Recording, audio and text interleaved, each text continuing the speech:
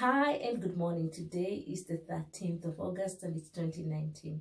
It's an exciting new day. It's bright and here we go to enjoy the day. I've been talking about the books of the Bible, and yesterday I was speaking about the first book of Samuel, and today I'm looking at the second book of Samuel. Yesterday I spoke about character and integrity. It's what draws us to who God is.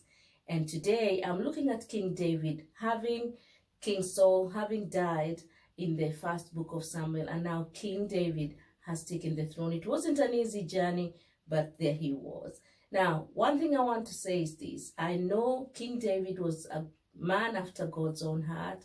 I know he was anointed. I know he was a great king, but that did not exempt him from temptations. It did not exempt him from the things that can cause a person to fail. In the same way, when we become Christians, it doesn't exempt us from temptation. Even Jesus himself was tempted.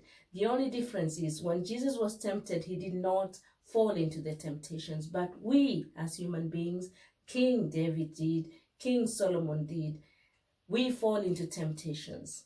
But what we do after falling into the temptations is what really matters. Jesus used the word of God to fight against the temptations, to counter the temptations.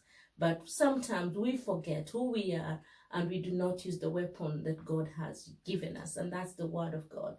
So today, as we look at King David and his successes and his failures, I'm also looking at my own life, and I'm asking you to look at your own life. What are those things that come your way that cause your downfall? There are consequences of these downfalls. There are consequences of falling into sin. When we talk about Jesus, we say he did not fail, he did not fall into the temptations, and that's why we can look up to him as the Holy One that was promised in the book of First Samuel and the Second Samuel, more so in the book of the Second Samuel. Yes, Hannah had sung about that when she was blessed with Samuel, and then King David also was promised that. One thing I'm going to assure you is that God keeps his promises.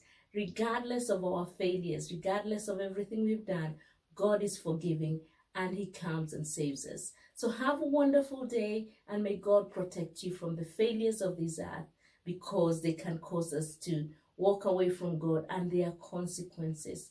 We don't want to suffer the consequences of sin.